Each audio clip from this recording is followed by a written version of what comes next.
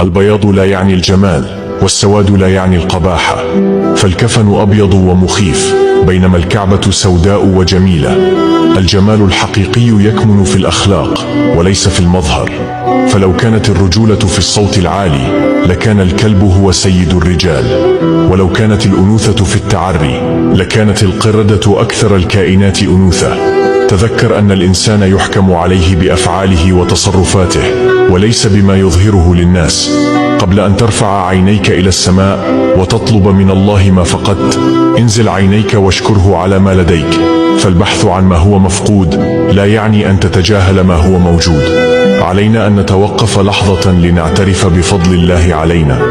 الحمد لله على كل شيء، الحمد لله على النعم التي نملكها، وعلى كل ما هو موجود في حياتنا، فلنرددها بصدق: الحمد لله.